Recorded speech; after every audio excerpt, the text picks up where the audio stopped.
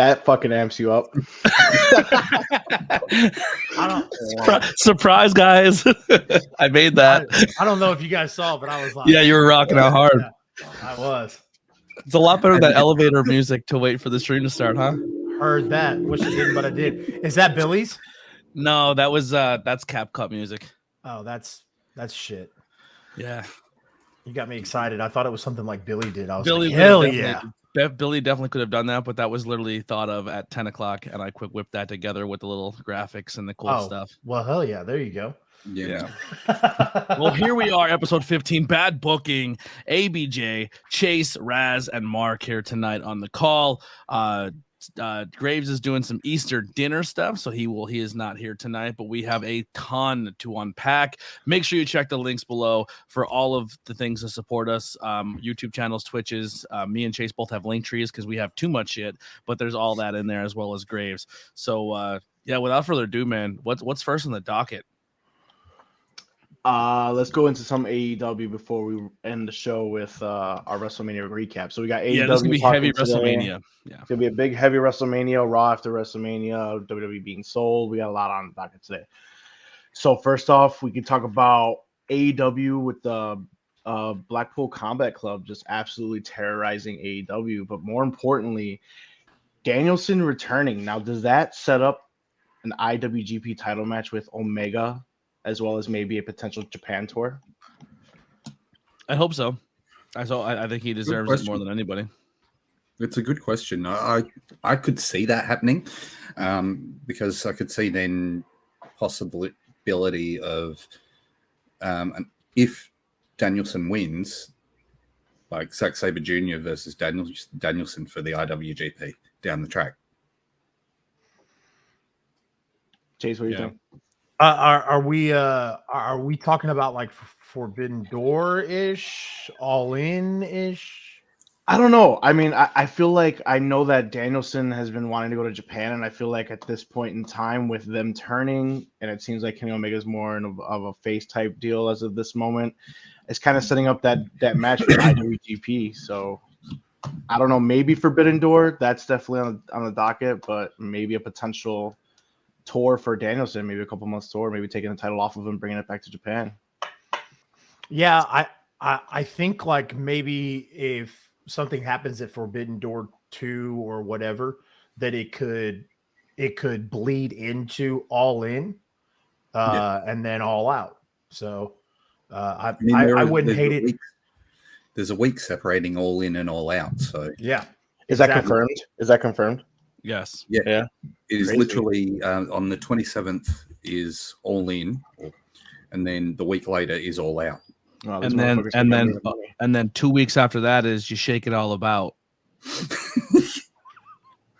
And then you do the AEW hokey pokey. Oh, that's what it's all about. There you go. I don't hate it. I don't hate it.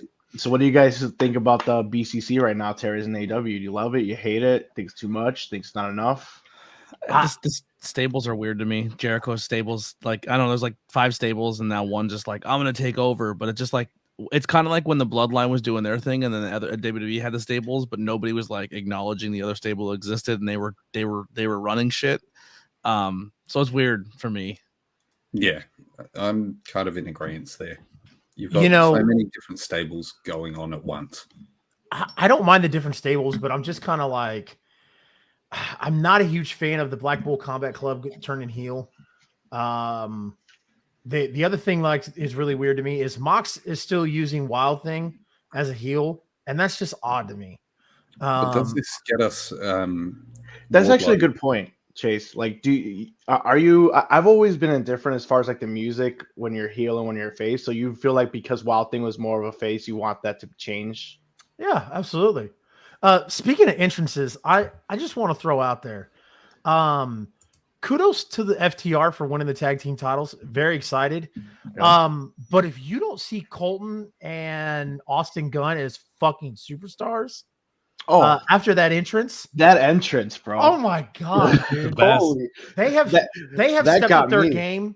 They have stepped up their game so much. And then like that entrance, like, cause I had so many, we had so many people on wrestling social media talk about dogging them, just dogging on the Gun Club when the Gun Club beat FTR and the Gun Club beat. I liked it. I loved it. And everybody was like, hey, "Are you serious? The Gun Club? They're going to let FTR walk away and go back to WWE for guys like the Gun Club?" Yeah, they are. By the way, they didn't. So, but anyways, like, if you don't think Austin and Colton are stars, man, like, and that entrance, dude, that entrance gave me chills. It gave me. I was sitting there. I was like, wait, what? Bro, name one person who didn't buy Get Rich or Die Trying album. It doesn't exist. Yeah. Everybody bought exactly. it. Oh hell yeah, dude! I mean, I didn't buy it. I didn't buy it. I bootlegged. Yeah, of course. Yeah, LimeWire. Everyone hit the frost wire. I was like, no, they're not doing Mini Men. Yeah, in the all white gear. The all white gear. It was pretty dope.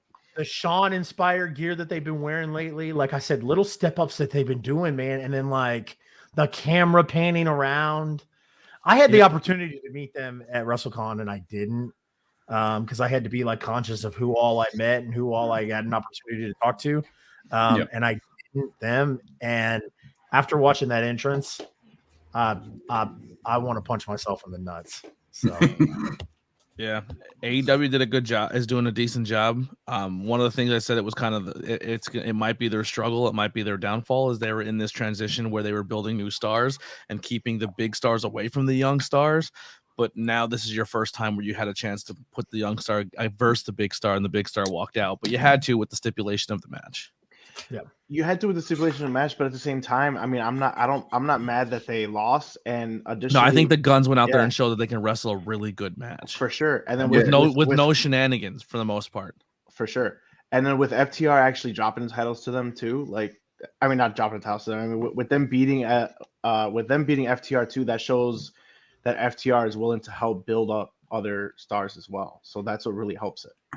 But it also brings to point Chase's little thing from the other week where he was saying about you don't let people like FTR work a program with the champions. A week before their contract expires. It was just it was silly for people to assume that it wasn't a work. So but I mean, kudos to Mark. Because Mark has been like, hey, I want to see tag teams. I want to see trios. I want to see tag teams. I want to see trios.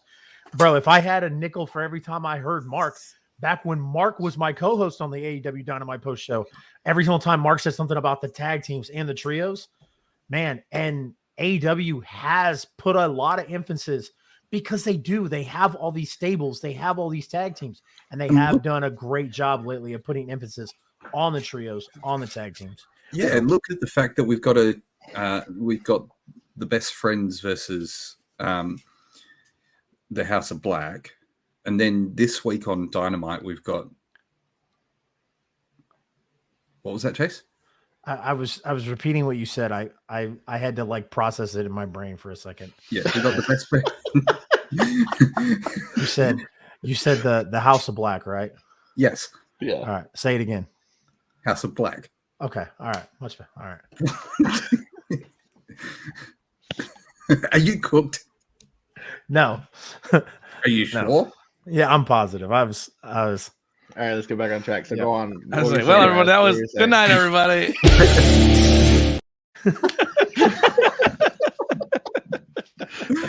Anyway, as I was saying, get back, Raz. Go ahead. We've got Buddy Matthews versus Orange Cassidy coming up this week for the international title as well. Yeah. Like, so we're getting an established star essentially because Buddy Matthews with. yeah, Chase. Say wolf. Say wolf. Wolf. No, that's the noise they make. That's not the actual animal's name. Jeez. Anyway, we got the established star versus the up and comer in Orange Cassidy. So AEW is definitely moving in the right direction in that regard. Yeah, they are doing better with their booking. Booking has gotten better. Personally, with WWE being sold and the whole Vince McMahon scandal and all that stuff, this is AEW's time to get back everyone talking to them get back, you know, with the whole London announcement, which we'll talk about in a second. It's their time. It's their time to do that. So going back with the tag teams and the trios, when AEW first came out, what were they saying? We have the best tag team division. We have the best tag teams here, the best young crowd, whatever, and they weren't utilizing them. But now, like Chase says, they are utilizing them. Even though FTR is back in the fray, you have an established team with the Guns, which everyone was dogging these guys for no fucking reason. These guys are over. They totally deserve to beat the Acclaim that they did. And I love how the Many Men, and they're doing I get it, because if you watched the last pay-per-view, like the reaction when they won that like title, that 4-way title match, there was no reaction from the crowd. So I think that's what was everybody's opinion on it. Well, nobody wanted them to win. Everybody wanted FTR to take the titles off the Acclaimed. But ABJ and I, you know, ABJ mentioned it a bunch of times before. AEW was going to have a problem when they ran into the Acclaimed versus FTR. Yeah. So AEW played the smart hand here, where they got the titles off of the Acclaimed and onto the Guns, and then FTR faced the Guns instead of facing the Acclaimed. So you didn't have two baby faces going head to head there. And you also set up a good feud in the future with your two young tag teams with the Acclaimed and the Guns, because they have yet to really touch or have a match of high meaning. So it prolongs that feud as well in the future, that it can come back together. Although we've now moved the the Acclaimed across to feuding with Jericho's boys. Yeah. Yep. So, man, as much as I mean, Jericho, that's not a bad thing either. JS. You're not a fan of the JS right now? Not anymore. They were funny when they came, but man, as much as I love Jericho, that fucking faction or stable, whatever you want to call it, is fucking ass. Okay, who are you and what have you done with Mark? Hey, I just said I love Jericho. I'm just saying. Anyways, so getting away from tag teams, I do want to talk about the Dante Martin injury. Chase saw that live. Chase saw that live. Such a crazy spot. Yeah. Like for what? I mean, is it necessary? Realistically. Yeah, go ahead. It's a spot they've done 100 times. They have. And as and everything he was supposed to do in that spot, he did properly. The only thing is one split second where just his ankle hit the wrong way, but everything else was perfect. He hit the table the way he was supposed to. He went through every table. It was supposed to cushion as best it could, but as he came down, that just the way he put his foot out and didn't stick his legs out straight or whatever it may be, it's just a freak accident. I mean, the question is here: does AEW slow down when it comes to, do we do this every week or do we save that stuff for pay-per-views? That's my whole point. Go ahead, Rest. If you actually watch back, when he's climbing up the ladder and gets pulled down from grabbing the titles beforehand, he lands awkwardly on his leg, like on his ankle then. So it's potential that he actually injured it beforehand, but that spot caused the break, essentially. I thought he hit his leg on the stage. It was like the floor. He hit the floor, and as he's come down, he's hit the floor. I thought he hit like the stairs or the stage, and that's what caused it. No, his weight came down on his foot and it just shattered his ankle. So I was up. I was at the back end of the stadium, like looking down. Mm-hmm. So I actually have a video of it, but you can't see the injury really well because of where it's at. Oh, and they knew right away. They're like, oh yeah. Yeah, I mean, like everybody, like I didn't know. I mean, I knew he was hurt, obviously, because everybody came up. But then I had a friend message me in our group chat, and he was like, dude, Dante's ankle is like flopping around, and it like bent 75 degrees the other way. Yeah. And I was like, shit. Okay. Yeah, it was rooted. But I mean, like, I don't like feel the need to go on social media and watch it because I don't want to. I don't want to see that shit. Yeah, I don't want to watch somebody snap their leg. But like ABJ says, like, does AEW slow down after this though? Because they do so many spots on free TV, so many different spots like that on free TV. It's like, is it too much? Well, this wasn't free TV. Oh yeah, it was not free. I think what AEW has been doing better, and I think the younger generation of wrestlers are finally maybe listening and taking to some advice that maybe people like Punk were trying to give, and he was getting told to go fuck himself. I think they're learning how to work crowd better. Like they're getting the crowd involved. Jericho went out and told, literally in 1 week, made Action Andretti a megastar by working the crowd. And showed that we should be working crowd more. Even on the independent scene, a lot of these young guys are really starting to like step back and be like, we need more crowd participation. That's where the money is in the match. You can do 100 flips and stuff like that, but it's just like you gotta slow. Like, you don't need to do all these crazy spots every single time. You gotta save something for later. Yeah.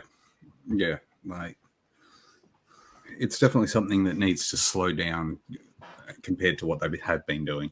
But we are close to that 20-minute mark. So if there's any other AEW, let's get through that one. Two more things. So number 1, Jay White, All Elite. What do you guys think? Yeah, I think Jay White was seeing the writing on the wall, and he said, I don't think WWE is the spot for me right now. Yeah. I don't think AEW is a spot for him though either, to be honest with you. Oh, I disagree with that. I don't think they're gonna use him right away. Why is that, Chase? You're muted. Oh yeah, I think AEW is the perfect spot for Jay White. Jay White is the New Japan style. A lot of those guys are that New Japan style. Kenny excelled there. All those guys that came from New Japan have excelled there. Who do they put him against? Kenny. It gives him a chance. Bryan Danielson. Not going to happen. It gives him a chance. It's not going to happen right now, but it's going to happen eventually. I don't think it happens right away, but I think you got to have this money match. It's gonna happen, I believe so too. Not right away. You got to work up to it, but it's gotta happen. Where would Jay White have benefited going? And you've got a whole story coming into Forbidden Door that he can, like, he was booted from New Japan. You can work that. They can work plenty of stories. I'm asking a question. Where would Jay White have benefited going? I think there's more matches in WWE that people would have rather seen. Seth Rollins, Cody Rhodes. That whole roster. There's people on that AJ Styles. It can go on and on. Riddle, Randy, fucking Roman. You can go on and on. Most of the stuff that we've seen Jay White do with those guys. You can name all the guys in AEW that he can have great matches with. But the problem is AEW is having a hard time keeping people away. Like, AEW has been proven to be getting handed gold with a talent and not use it. Or say, hey, we're gonna get this guy and stick him in a weird tag team, and then put him in these weird tag team angles. And I think the reason why people think that is because people think of AEW by doing stories the same way that WWE does. And AEW doesn't do that. And I think that's a disadvantage for Jay White. He's a storyteller. He's a storyteller in the ring. Stories in the ring. Yeah, that's the thing. He came from New Japan, but they don't run angles. And that's why I think him going to a WWE style where he would have slowed him down and let him be more of a character and more character work and not just rely on it in a 15 to 20, 30 minute match, and he could work it out in weeks. I think he would have benefited there more. That's just my opinion. Yeah. Okay. No, I agree. I think he could have some. I think the same problem that you're seeing with Cody is what you would have seen with Jay White. There is a couple of big mecha main event matches that Jay White would have had. And then after that, you would have gone, okay, what's Jay White going to do now? From here? Yeah. Oh, yeah. Don't get me wrong. After this weekend, I think Jay White said the same thing. He goes, at least I won't. Cody went over, but I'll get into the Mania stuff with Cody later. That's we're about to. Yeah. All right. So last thing, unless anybody has anything else on Jay White. Nope. No. Okay. So last thing. AEW is going to London. Before we do this, I just want to make one quick thing. I'm going to hurt people's feelings here, especially your Long Island boys.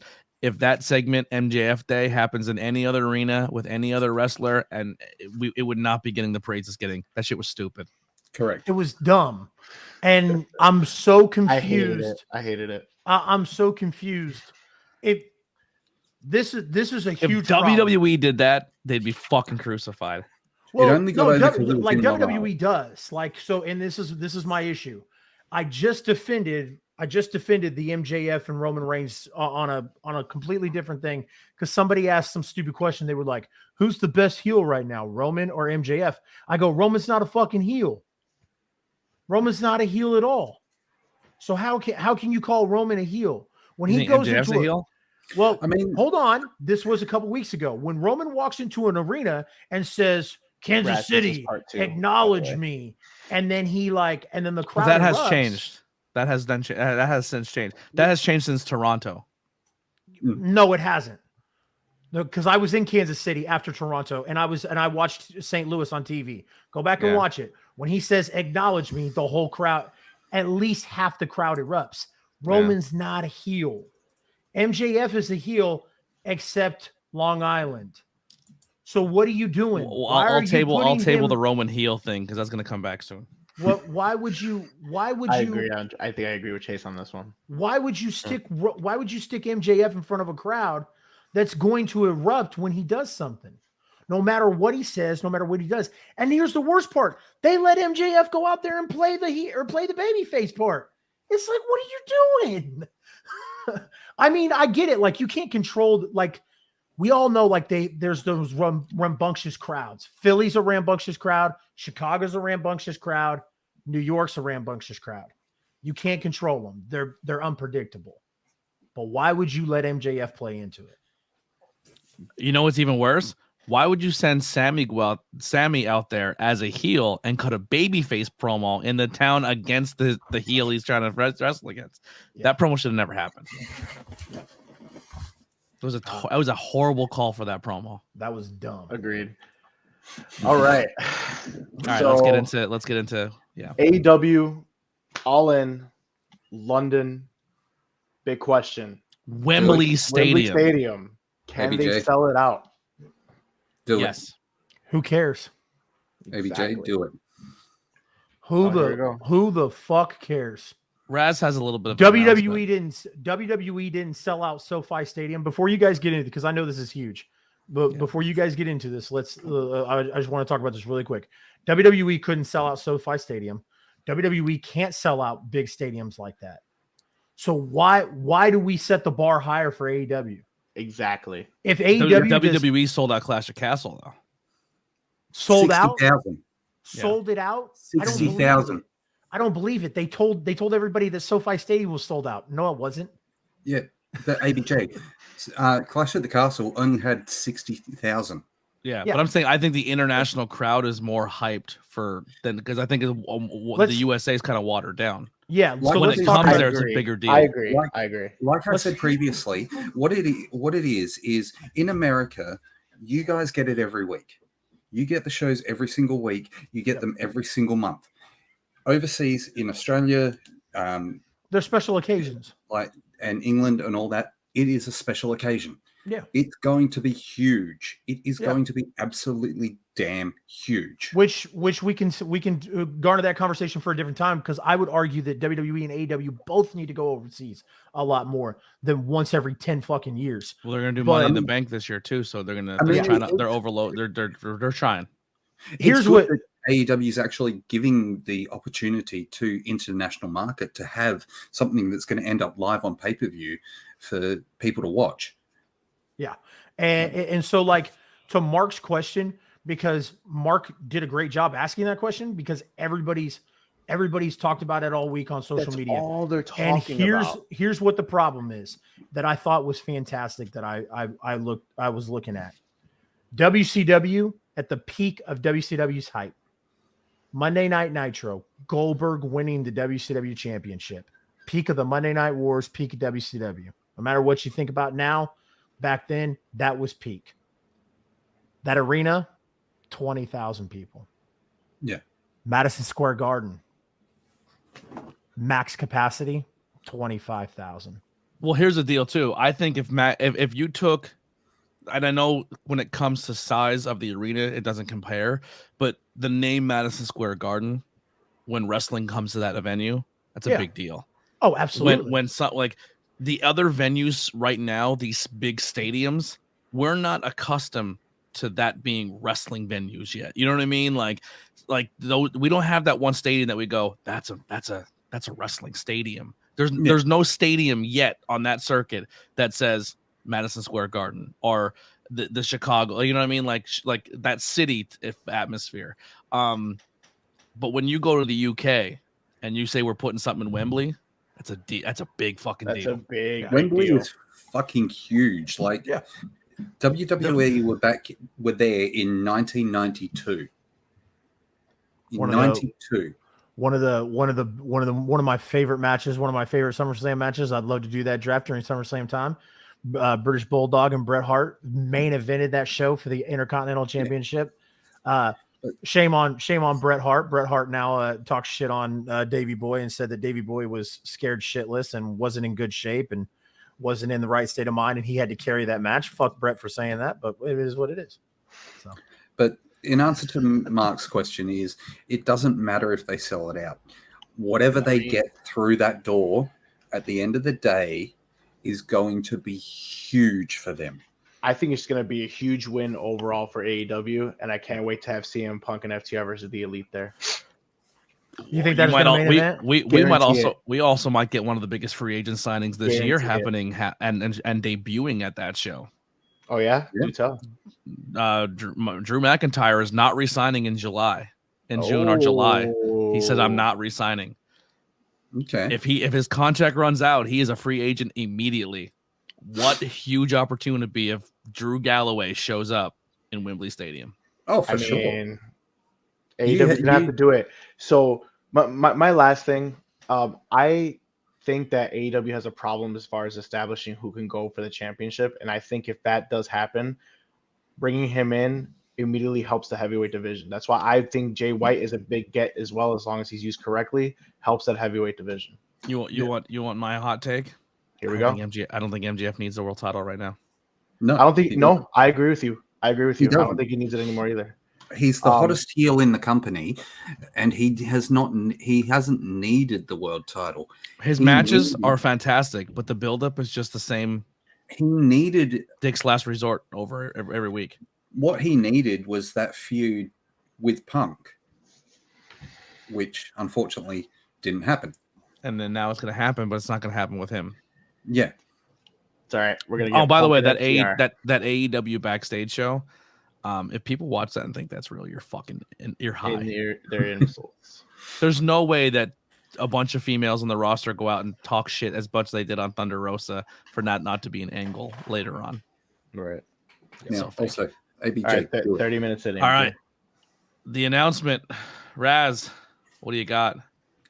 So, as some of our viewers may already know, may not, AEW is having an event in London. I mean, we just spoke about it, didn't we? Mm-hmm. And let's see what's happening. Hit it, ABJ. Oh, snap. Myself. ABJ's going to Wembley? And myself. ABJ and Raz are going all in 2023 to Wembley Stadium. Dope. Nice. Good for you. That logo for at least the ABJ side right now, we're going to set Raz up as well. But the ABJ logo is on sale now. I am not one to beg. I'm not one to plead. I'm not one to say anything. But if you're going to support the channel and subscribe to a Patreon, buy merchandise, make donations, now's the time. Because also, can we just say thank you so much to Hunter for making those logos? Hunter killed it on those logos. They are so fucking cool. He smashed it out in the Discord while we were watching him do it. It was amazing. Yeah. Also, we're going not just for a show. This is going to be a little bit of what the UK and the overseas people call a holiday. So we're looking at about 11 days in the UK. So there's going to be a lot of ABJ Raz content when it comes to brewery and bar reviews. We're not there to get hammered, but we're there to experience it. And I may have talked to some people and talked to some cool stuff that may be happening in the UK that week. So maybe a wrestling school, maybe another wrestling promotion that runs in the UK. We will be attending a show and maybe trying to reach out to some people to maybe sit down and get some interviews with while we're in the UK. And definitely Awesome. some music stuff as well. We're definitely going to check out some bands and stuff while we're over there. Yeah, can't wait to see that. Maybe go see a football match. That's on the docket. So it's gonna be a lot of cool stuff over there. See a soccer match. Yeah. So I'm going to the UK. I'm gonna call properly. I don't want to get cut up. You know what I mean? Yeah. Football. But like I said, any support really helps us out. It's gonna be fun. I don't really travel outside of a 100-mile radius of where I live. I've never been over to the UK. I have no idea what to expect. So this is gonna be a huge undertaking for me as well. But, I won't let you get stabbed, ABJ. It's okay. Anything's possible. But yeah, so we're gonna try to do some indie shows. We're gonna try to do some bars, go see some bands. We're gonna make an event out of it. So a lot of good content's gonna be coming. Cool, Hell man. yeah. Congrats. That's awesome. Super jealous. Thanks, guys. Enjoy it. We will not be on that episode of Bad Booking probably as well. I'm so jealous. It's all right. Chase doesn't yell at you, only me. Well, I was gonna say, so jealous. I might just go. Oh. So I was like, maybe you should rebook your vacation. Yeah. Now you know why. It's going to be a lot of fun. But yeah, like I said, if you guys can do anything now, just check out the links. Merchandise is up. So people who may have checked out the Teespring, I changed everything in there and added some new things and also adjusted a lot of the prices. So a lot of them are way more affordable now. I didn't go with those Teespring prices. For the people who bought something recently, I apologize. It's much cheaper now. All right, let's get into WWE. Before the Mania stuff, leading up to Mania, Endeavor buys WWE. Now UFC and WWE are part of the same partner company. Mania. That happened after Mania. Well, it was happened announced. during Mania. It literally was the day after Mania. Yeah. Well, here's how you knew that it happened, because Pat McAfee showed up. We'll get into in a little bit. And Pat McAfee said, if you signed to the Saudis, your boy ain't coming back. Yeah. And that was a huge reason why he didn't sit on commentary. And he was like, I'm waiting for this sale. So Pat McAfee showing up was a huge indication that something's going to happen this weekend. The other stuff that happened that weekend, Vince is essentially back in charge. Is he, but in part of what? I'm not in part of creative. And then he said, well, I am going to be part of creative. So that was a whole fucking mess. Above the weeds is what his exact. But he also said that exact same terminology when Bischoff was in charge, and he was going to give creative to Bischoff. And then he's like, well, I'll only be in the weeds. But that essentially meant I'm in full control. But yeah, tons of crazy. He fired him shortly after. Yeah, tons of crazy shit's going down. But we won't get into everything. So let's dive into Mania. Whoever wants to take charge of that, go for it. Okay, I'm going to say it. I'm going to put it out there, and this is going to be a first for you guys, some of you guys to hear. But my favorite match from night one was Charlotte versus Rhea Ripley. Killed it. Called it. And it was amazing. Like, that match was amazing. I don't know how to say it any better than that. It was damn good. Are you alone in the room that you were able to say that? No, Anastasia's sitting doing the idiot, I thought something would get thrown at you. But look, even she agrees that match was great.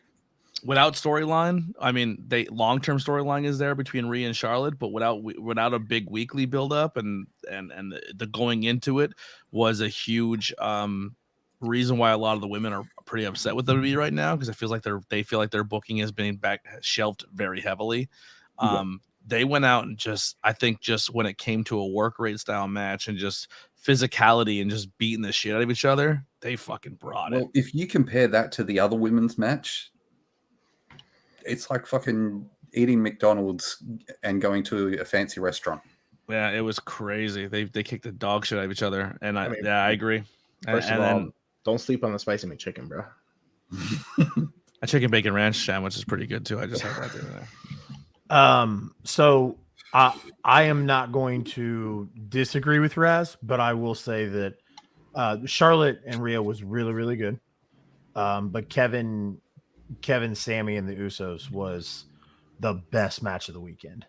That's only because it had the story there. It had the story behind it. Oh, yeah, that's the match was only great. reason. The match was great. Yeah. The match was great, but it had the story behind it. It had the emotion behind it. People wanted Sammy and Kevin to walk away with those belts. Yeah. Now I'm going to sound like a hypocrite here because I just talked about that match being the best match of the weekend. And I'm all for the Usos hype. I love the Usos. But can anybody explain to me why we dog on the Young Bucks for using super kick after super kick after super kick? And the Because Usos, it's fun to dog on the AEW, apparently. The Usos do 20 fucking super kicks per match. Because and I haven't heard one person, not one person, talk shit on the Usos the same way people talk shit on the Bucks. I think it's because the Bucks made it a brand. But it's also the fact that AEW is the kicking ground, and people. It's like going back to the WCW, WWF days. People shit on WCW for a lot of things, and they did do things wrong. But this is essentially what's happening now, but it's with the Young Bucks. Yeah. I mean, at the end of the day, the super kick is used by everyone. KO does it as well. Yep. I mean, everyone does it. It's just a regular punch at this point.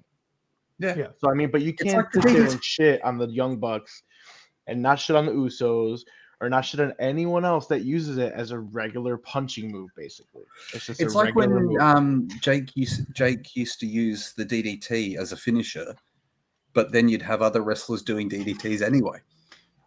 Like, how is Jake's different? But back then it wasn't. It's what makes you sound old and grumpy in the business is because Jake used to use a DDT, and when you used a DDT, you didn't get up. It's the same thing with a pile driver. I actually experienced my first independent show. So in about a 2.5 year span of doing this, where before the locker room meeting went, they had a board and they had a thing, and they said, here's the moves you're not doing because they are going to be big spots later on in the show. So don't fucking do them. Really? And they literally told the locker room to talk amongst each other. And when they're setting up their matches, like the meeting before was like, what's your big spot? Well, I'm doing this. Okay. No one fucking do that during this show because we don't want the fans to see it 45 times. So we want it to mean something when they do it. First time I've ever seen it done. That's the first time. That's the first time out of the past 2.5 years you've ever seen that. Yep. That's wild because the main one that Josh and I sponsor and go to, he's a former NWA champ, Michael Strider. He does that every time he meets with the wrestlers. Midwest is a little different. They still hold on to a lot of those old school mid South values. Yeah. Right. Other than that, I mean, I thought WrestleMania was good. I mean, even night 2. Night 1 was a home run. If night 2 never existed, night 1 can go down as one of the best manias of all time. Night 1 was the better of the two. It was. I mean, it was. I don't think night 2 was bad. I don't think it was bad either. It took a while to get picked up. I hate the fact that we got the shonky finish at the end. Yeah, we'll get there. For me, that was what killed night 2. So what about the Drew McIntyre, Sheamus, and Gunther? Did you guys agree with the finish? I would have liked some Gunther more involved. Yeah, I thought the match felt more like a one-on-one and Gunther was kind of part of it, and I feel like he made the championship more valued, and then in that rivalry, it was more about Drew and Sheamus than it was about Gunther as a champion, or even the title. It wasn't even really about the title. It was just about them beating the crap out of each other. With the finish tonight, still a good match though. To the finish tonight too, I did agree with it. At first, I was like, damn, I really wanted Gunther to lose so Gunther could go for the WWE title. And then when Cody lost, I was like, all right, well, that says that. I mean, there you go, Chase. Like having Cody win Gunther straight away. Yeah. Because you look at what happened between them in the Rumble, that was amazing. Like that was just a sweet spot in the Rumble. We still had like a 5 to 10 minute match after the Rumble had essentially finished, where it was just down to those two. Yeah. Well, that weekend was just an overall rough week for baby faces and companies, and the baby faces just took a beating that weekend. I mean, somehow, what's the saying, ABJ? Somehow Briscoe did not beat Joe for a title, which is crazy. What was the saying for the week of? Oh, Brian said it was the week of castrating your baby faces in your company. Yeah. Yeah, and then listen, you can sit there and say all day long, because you're buying into Triple H's press conference, that the story's not over and it's going to continue and da da da da da da, and the Roman call was the right call, and you think you're a booker and da da da. At the end of the day, if it wasn't Cody at WrestleMania, then when? Because you literally just put a ceiling on that guy. You essentially shown the world. Cody went out and did 15 Make-A-Wishes that weekend. Like, he's putting the work in. I don't want to be that speculation guy of them saying, haha, we took you away from your baby. No, that's exactly what and you talked all that shit and we fucking ripped it out from underneath you. Yep. But at the end of the day, man, you also just showed your entire roster and your entire company, and Roman's doing a great job. But you have no solidified babyface and you have no solidified contender to go for that title. And even if you build it up now that Cody goes through all these gauntlets of Brock and you could resurrect his dad, bring his brother, have him beat 400 guys in one night, it's still, he lost at Mania on that weekend. That was it. You were at the tip of the roller coaster, and that was when you dropped it.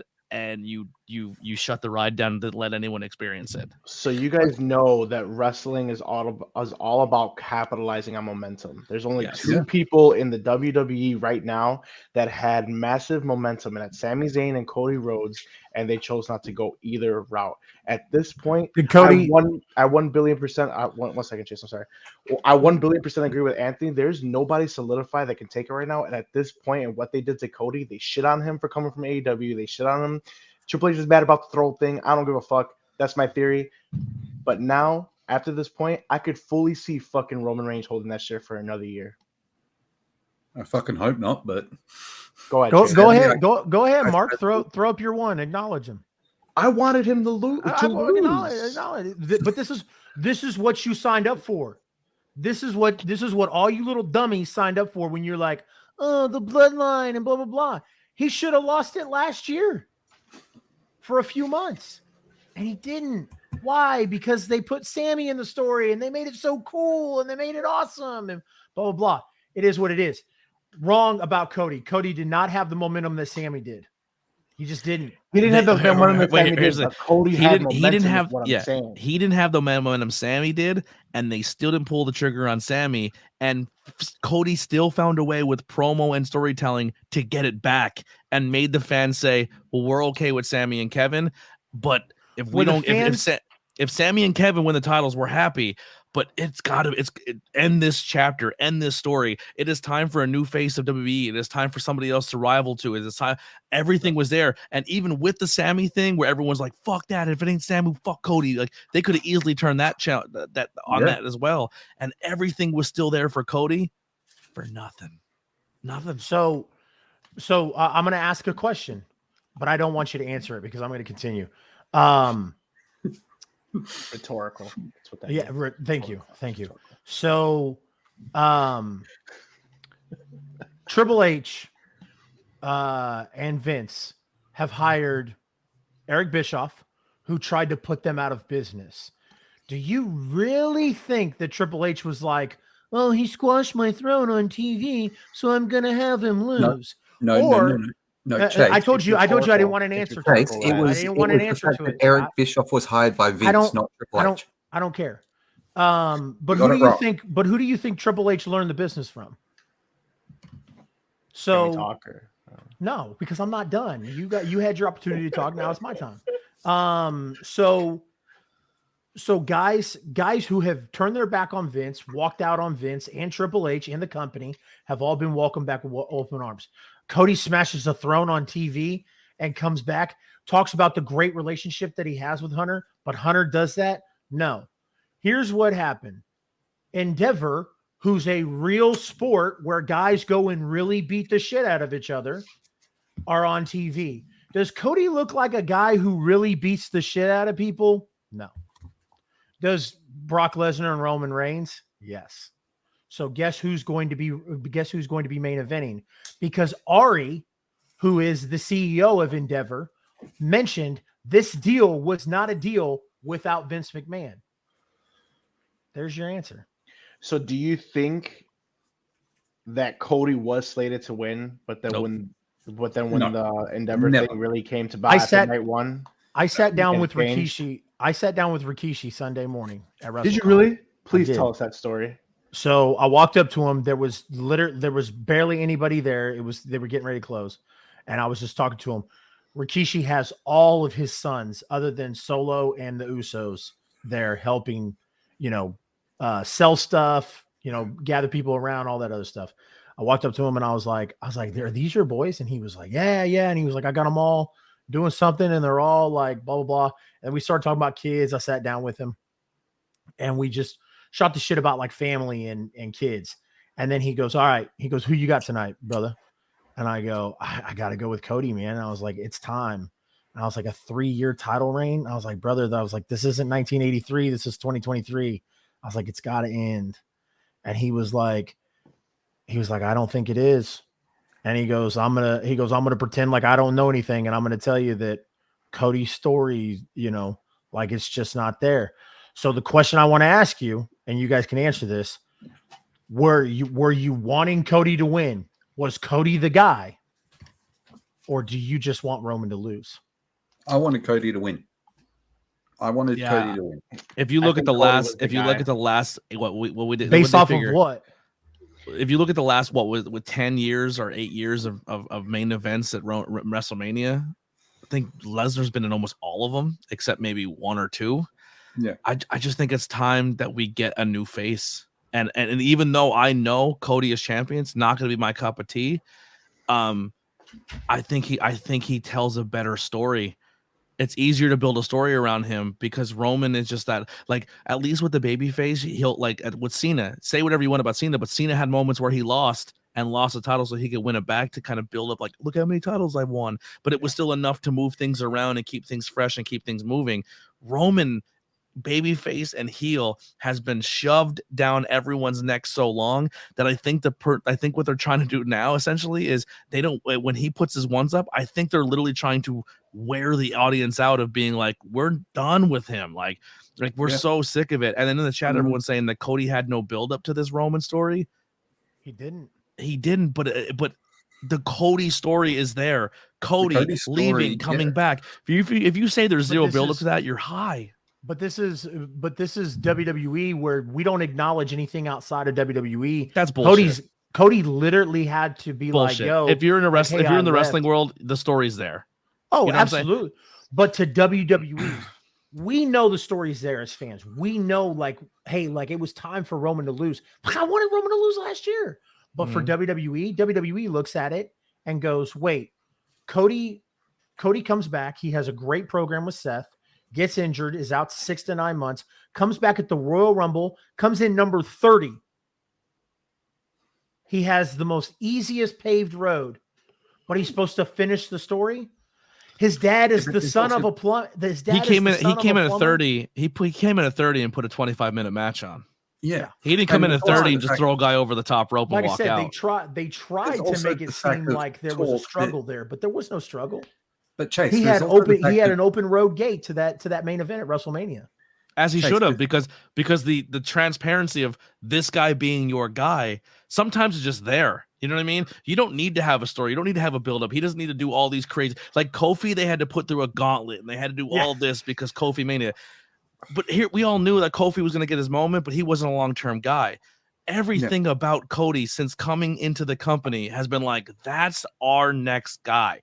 That's our guy we're going to make into the next face and guy of this brand. He's our next Cena. He's our next superhero. He's our next, like, little kids are going to fucking lose their mind over him. As much as you hate to say it, ABJ, he's the next Hulk Hogan. Yeah, he really, but now you've taken all of that you built up, that he could be this next big guy that is equal to a Roman Reigns, and you made him a step or 4 lower. And he'll never, no matter what you do, he can go through all those gauntlets. He's never going to get to that level again. And that was to answer your question, Chase. I agree with him. Real quick, I told you so. I told you so. I didn't think they were that dumb to do it. Everybody on this panel, everybody in this chat, everybody on social media, you all sat there with your stupid shirts and your stupid holding up your ones, talking about how great this run is. It's been a great run. No. I said, what happens? What happens when the next guy beats him? You've set him up for failure. No, they can't even get anybody to beat him. No. What do you mean? The next guy who beats Roman? Any person that beats Roman is always going to not live up to the Roman potential, and that's where I agree with Chase. Mostly, I disagree. I think with Cody would. That's where I agree with Chase.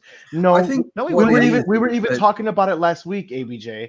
That Cody, for the first 2-3 months, it was going to be in the honeymoon stage, and oh my God, it's great. He was the one, probably introduced a new title, doing the Make-A-Wishes, the John Cena number 2, but he would have got stale a hell of a lot quicker than Roman Reigns. It would have got stale to us as Mark fans. I'm sorry, real quick. It would have got stale for like older fans because that golden babyface thing has been shoved down so long we would get sick of it. But as a brand, as a moneymaker, as a butt seat filler, as new fresh storylines, little nightmares.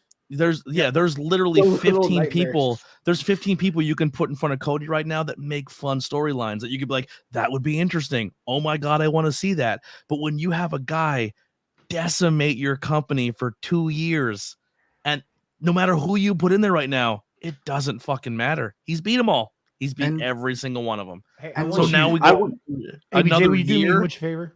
What's that? Will you bring up Crisp? Will you bring up his comment? Which one? The can't predict something that didn't happen yet.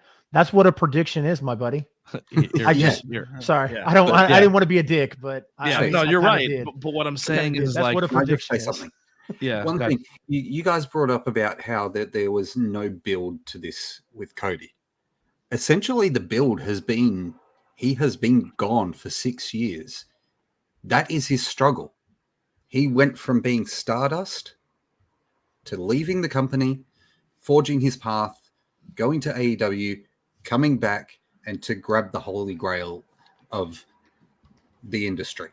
At this point, Stardust is inevitable now.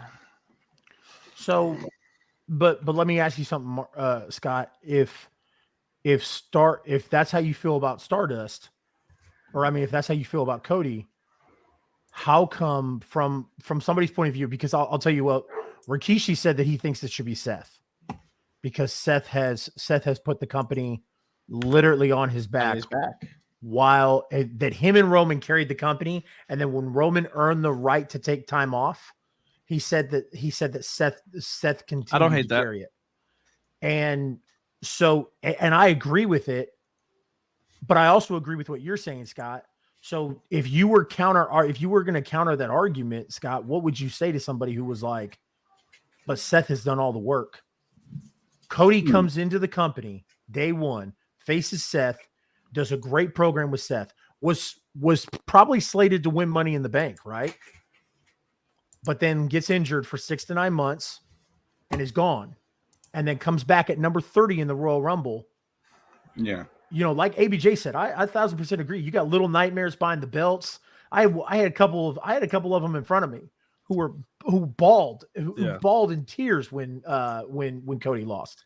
And then on Monday Night Raw, I had a couple more around me who were upset when he got beat up by Lesnar and stuff like that. Brian had a really good point though. Seth Rollins is your work rate guy, sure, and our generation of fans would love that because we understand work rate, we understand how good he is in the ring. But when it comes to a major marketing selling point of selling t-shirts and selling merch and selling things and just the outside work that would be done to get it done, Seth's been there this long and he's still yet to hit that pinnacle. He's not that big. Like, even if you put a world title on him, he's not an outside marketable person for that company that a Cody Rhodes would be. Yeah, I agree. Yeah. That's what I'm saying. Cody's on a whole nother stratosphere when it comes to just professional wrestling and outside of professional wrestling. He could have been the next Cena, the next Rock, the next Batista, the guy who transitions outside and brings outside views into a wrestling business. And you essentially, and I'm no offense, Roman's not a guy who goes to Hollywood and brings stuff back. He struggles with that kind of stuff. But for you to not pull the trigger on Cody, just mind-boggling to me. It's just great. It's insane. Like when it happened, I was like, wow, that was a bad move. I agree, it was a bad move. Yeah. Who do we put there now? Who do we put up against Roman now? At this point, like I said earlier, I could fully see him holding it on for another year because there's only 3 people in the WWE. No, I lied. 4 people in the WWE right now that I feel like can legitimately take it off to him right now. And one of them just lost at WrestleMania. The other one's a tag team champion, and the other one's Brock Lesnar, and I don't want to see it. It's at a point right now where it's like, does it even matter? Because you know what I mean? You're like, there's nothing right now on WWE, and I'm being honest, there's nothing right like leading into Mania and what Mania was going to be after, and how like, we all kind of thought it was going to be a reset, and we're going to get this really cool new vision of WWE with a whole new storylines and everything going on, and all the news that broke. I don't. There's nothing that makes me turn around and go, boy, I'm excited to tune in to weekly wrestling again under that regime and under that storytelling and under what's there right now. I don't care. Yeah. I don't care. Like you have a draft that intrigues me a little bit, but what are you going to do with the draft now? You're going to tell Roman, hey, like you got to give up one title, or are we leading up to SummerSlam where we're unifying the one title for the men and the women and the tag team, and there's only one set? Like, is that the move? But that doesn't make sense with the draft. Like, if the move is Roman has to relinquish, you already had a unification match. Yeah, why but I'm saying another one? If the thing is now where Roman has to split his titles and one title goes to Raw or SmackDown, and or one goes to Raw and he keeps SmackDown, and then we have a tournament and that's the new champion. That feels fake as fuck. That would be the dumbest thing in the world for them to go. Hey, that might be what they do here. I don't think it is. You've been the champion for so long, so we're going to make you give up one title. I don't think it is. Yeah, Chase is actually right. Absolutely. No, I think, like I said last week, first of all, give me 1 second, gentlemen. I'm glad you already brought this up. So we already saw on the Raw after Mania, right? We have, I was about to say Sasha Banks. Wow, I'm stupid. Bianca Belair. We have Bianca Belair Bianca and Rhea tease a potential unification match. I already called that last week. I think at SummerSlam, everything's being unified officially. Now, they already had a unification match for Roman Reigns championships. I think they'll have a new championship at that point in time. I think everything gets unified. And as far as the draft goes, I think all champions go from show to show. But isn't there talk that they want that Fox and NBC, they're on NBC, aren't they? Well, here's the difference with their own champions. Here's the difference with that now. When they were begging for all that stuff, WWE wasn't in talks of a sale and talks of new contract agreements when it comes to where stuff's going to go. USA wanted their own champion. Fox was happy with the way things were. Right now, TV executives right now are looking at WWE going, yeah, we're not going to tell you what we want when it comes to what we're going to put on TV, because they could literally say, now that we made this deal, Disney's calling for, all this stuff. Everybody wants their own streaming service. WWE is a place right now when it comes to this marketing of who wants to be where and what they can sell it to. The only problem is if we go back to what Monday Night Raws and SmackDown were underneath Vince's booking, people are not going to watch. They're like the diehards are going to turn and they're going to run, because that year and a half, 2 years of Vince McMahon Monday Night Raws throwing scripts away, the locker room being shitty, you can tell the locker room didn't want to be there. That was not fun to watch. And that's kind of what we're looking at right now. Kind of. We're staring down the barrel of that gun. Yeah. We're staring down the barrel of that fucking gun. That's the problem. It doesn't matter if this sale had not gone through. If Vince is there, we're staring down the barrel of that gun. And we've got that problem. And the Raw after Mania fucking solidified it. You know what's funny is I find it very ironic that people would clamor to stop watching if it was sold to Saudi Arabia, a subsidiary of Saudi Arabia, which a lot of companies are owned by that subsidiary. you'd be surprised. And I haven't heard of anybody boycotting those companies, which is funny. But I also find it hilarious that people talk about that, but nobody said a word about Vince McMahon and his sexual misconduct allegations and money laundering and stuff that ABJ, if you laundered money, you'd go to prison, brother. We're not billionaires like Vince McMahon, but everybody would stop if Saudi Arabia bought it. But isn't that why most of the women are wanting to be away from the product right now? Because a lot of rumors that a lot of names are saying we're done.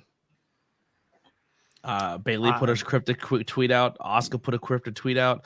Yep. Shinsuke put a tweet out. Drew saying he's not coming back. If you're literally a handful of wrestlers who were brought back after I was fired or after I was let go from the company, and then you all came back in the door and I fired you, there's a lot of names that might disappear again, like the Bronson Reeds, the Johnny Garganos, the Dexter Loomises, the Bray Wyatts. Vince could be like, gone. I got rid of you guys for a reason. Get the fuck out. There's a lot of really shady shit that can happen very soon. Yep. Yeah. It'll be interesting to see how everything unfolds. And a lot of people, Grizzly Young veterans in the chat here would just said they asked for the release, they got it. 2 members of Schism asked for the release, they got it. So there's a lot of people just like they want out. Maybe bailing on this ship, and the answer isn't everyone goes to AEW because you just can't. It doesn't work that way. It does not work that way. But the independent scene, and one thing I want to, unless there's anything else Mania talk that we're going to do, but the independent scene is really looking like a fun place to be when it comes to certain companies and who you're working for, man. The Collective did amazing this year. Great showings for the Collective, and that Fight TV thing is helping them a lot. And now they're doing the traveling, more independents are popping up doing big things. It's just, I don't know, man.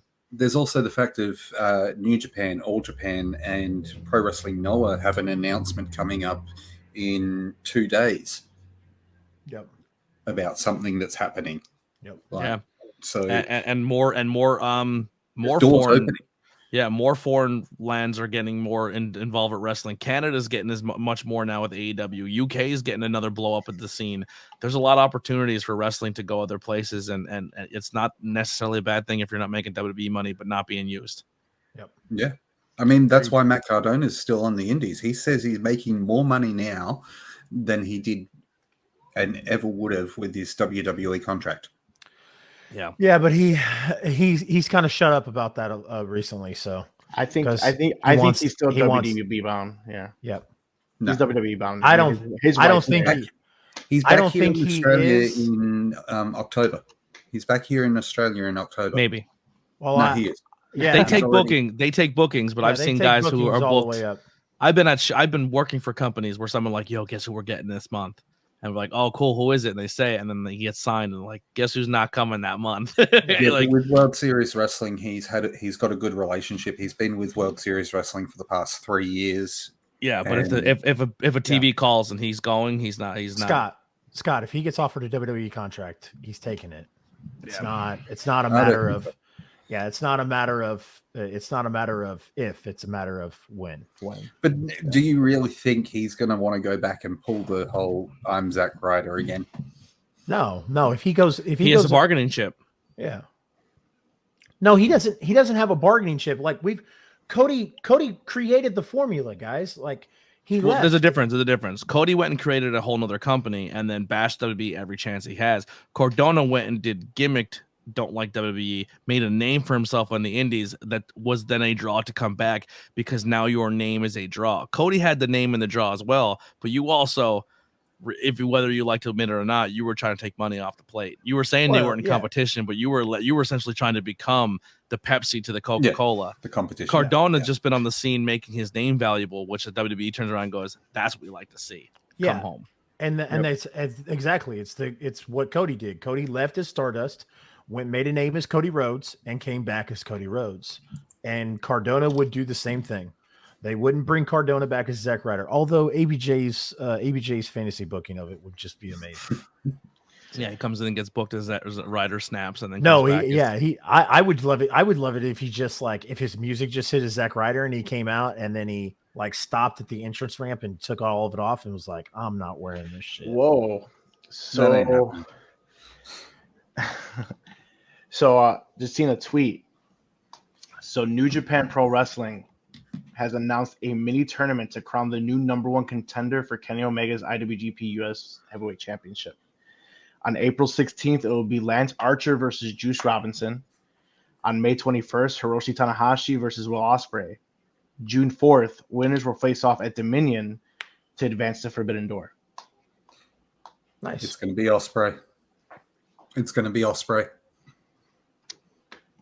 I thought Ospreay was still injured, but I thought it's going to be Ospreay.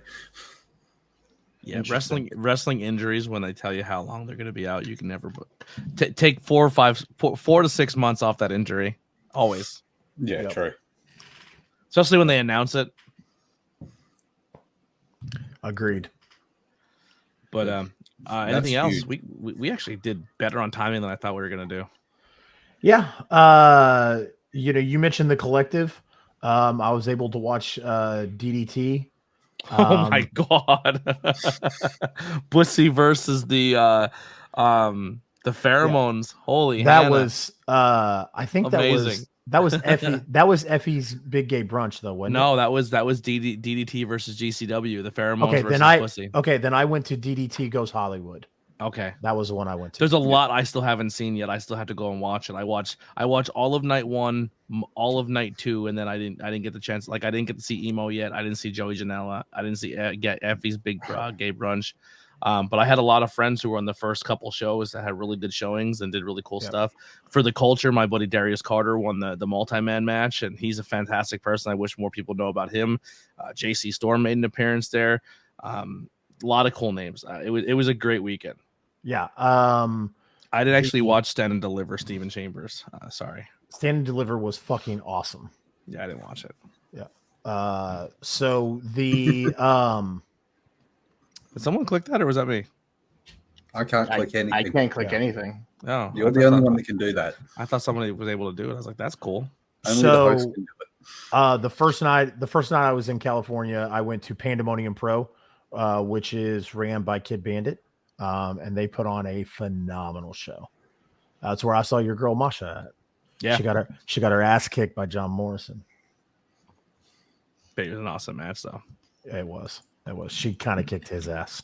Yeah, she kicked his ass really well. So, well, we did really good on timing. I do want to give Chase an opportunity.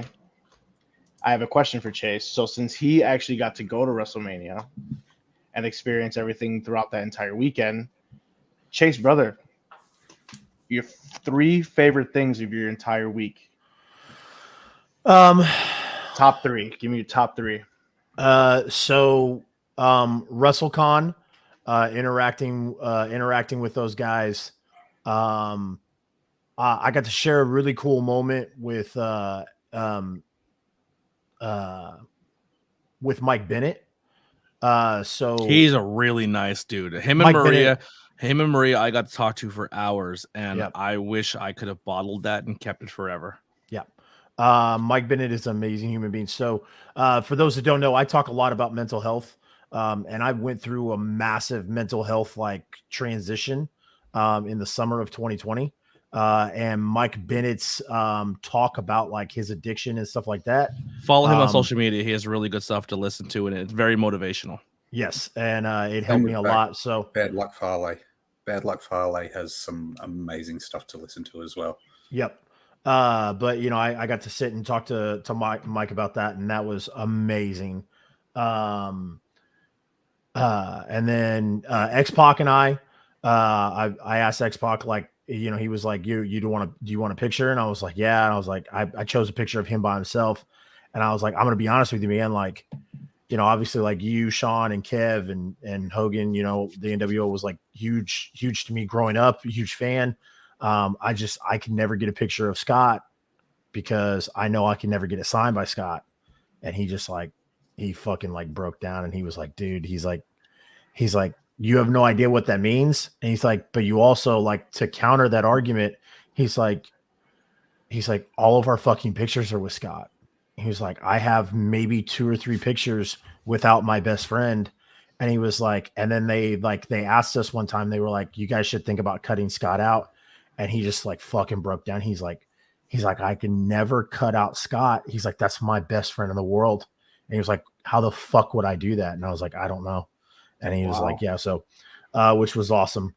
Met Polio Del Mar. As soon as I said CR Media, like she was telling everybody all around, she was like, I rated them and then now he's awesome. Support. So that is awesome. That was cool. And then polio. Sorry, I can't. I have polio and Thrillbilly have been killing it. Yes, Thrillbilly has been everywhere. He's so good. I seen him at a GCW show by himself, and I was like, "This is my new favorite wrestler." Yeah, go back and check my tweets. There's a show I was at GCW, a settlement series, and I literally was taking pictures of him like a creep. And I was like, "This is the next fucking big dude right here. I think he's so entertaining." And then and then after the raid and everything, I'm like, "That's the guy." So WrestleCon, and then the atmosphere of WrestleMania, guys, I'm from Kansas City. I grew up here. I've had 2 opportunities to go see my team in the Super Bowl, and I didn't do it.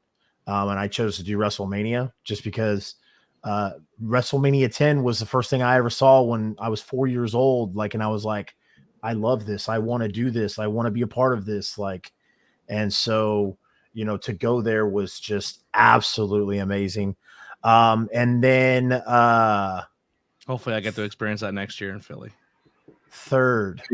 You're getting it in bloody in Wembley. That's not the same. That's not the same thing. It's Wembley fucking Stadium. Wembley Stadium is huge for me just because Wembley Stadium is awesome, but WrestleMania is WrestleMania. It's not the Super Bowl of our favorite thing, guys. Look, I would love to be at WrestleMania. I would absolutely. ABJ, I'm definitely going to Philly next year. Yeah. ABJ, if I am coming to Philly, I'm crashing at your place. Yes. I have a 2-hour drive to Philly, so we might if you do your holiday bit where you want to stay longer. My place is probably not the best because there's no public transportation anywhere, so you might want to stay in a city. Yeah, that's the only bummer out here, man. We have nothing. Like when you come where I'm living, bro, everything shuts down at 9 o'clock. There's nothing to do. It's kind of depressing. Fair enough. And then the final thing, was I would probably say the independent shows. The independent shows were. They were just it's really cool out here because, and Kai can even attest to this. There is a group of people that go to Kansas City independent shows, no matter where you're at. And you always see those group of people that West Coast, independent scene. They seemed like bigger shows. Like I said, Kid Bandits, Pandemonium Pro had Masha Slamovich, Bussy, John Morrison. And dude, it was crazy because wrestlers were just there hanging out. Jacob Fatu, I had a conversation with him. Grayson Waller and Tyler Bates walked up the stairs, and they had hood-ons. Nobody fucked with them, of course, because they're there to watch wrestling. It was awesome. So it's great, man. Enjoyed the show. Yeah. I did forget one Mania topic I wanted to quick bring up, and I'm gonna sound like an absolute shithead piece of shit, but I don't care. I'll take it. I never ever in my life want to wish injury or anything on anybody. But goddamn, when Shane grabbed that mic and started crying, I was like, he's going to insert himself into a storyline, and we're going to be stuck with Shane McMahon taking a title away from somebody or fucking something so stupid he's going to ruin someone's career. And then that quad blew out. And boy, that was a blessing. Channeling his dad. That was a blessing. Channeling his dad. Also, another big injury night to Finn. Literally ripping the top of his skull off, getting stapled mid-match. And continuing the match. Yeah, he got stapled mid-match. Went over to the side, put his head. They went ping, ping, ping, ping, ping, and said, "Get in there." Did they?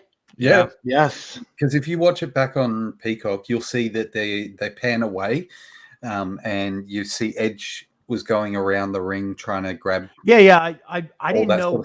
I didn't know that's because they were stapling his head. They stapled him and said, "Get your ass back in there and finish this shit." Yeah, and then they still probably called it short and then rushed through. And he had another legitimate injury that he suffered a few weeks before as well. Yeah. Yeah, to his ankle, I think it was. Yeah, something like that. What about Judgment Day just taking 2 out of 3 L's? Yeah, I thought Dominic should have won, and I thought Me Finn too. should have won. That's just me. All right, we wrapping up. We're wrapping up. No draft this week. We will bring the draft back next week. We couldn't really lock one in, and we thought this topics are going to go longer. Thank you, everyone, for jumping in. We're up to like a total of 20 people viewing amongst all of our channels. Please do us a favor. When you are here, the links are below. I added the links on here now, so before it didn't really link everybody to everybody. But if you check the links below, there's links to my link tree, Chase's link tree, Raz's Twitch, Mark's Twitch, and YouTube. Please go support those other channels and follow each other. So if you're here for the ABJ, if you're here for Chase, mix it up. Go check out all this rest of this content. We have a lot of cool stuff coming up. Also, in our links as well, Chase has his Discord. I have mine. Discords, I'm telling you, are a place to be. A lot of cool stuff happening there. Go check it out. You're getting a lot of behind the scenes stuff. I personally have a giveaway coming up very, very soon that I'm going to be doing, but it's going to be exclusive. I figured it out how I'm going to do it. I'm going to announce it on my channels and on my content, but it's going to be exclusive to Discord. So the only way you will win this giveaway is if you are a member of the Discord and we're going to say a name where everyone has to be in the voice chat, and I'm going to do a random thing, and that's how you're going to win it. But the giveaway will be a brandy new ABJ hat, snapback hat. They sent me one, so that will be the giveaway. Good on you, Mark. Yeah, that'll look good on you, Mark. Yeah, I'm a big hat wearer. I might have to pick that bad boy up. Yeah. So, and the hats are not available on the Teespring. I have to put them back on, but you can order one if you don't win one. It's coming soon. All right. But that's all I got. Let's. That's my plug. Chase, go ahead. I don't have anything other than exactly what ABJ said.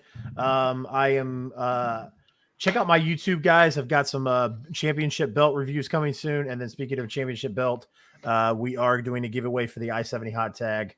And we will announce that on 420, our 1-year anniversary, where we will be interviewing Buff the Stuff Bagwell.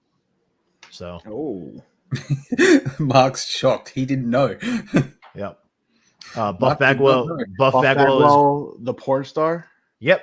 Nice. Buff Bagwell is going to be in St. Louis for a fan fest.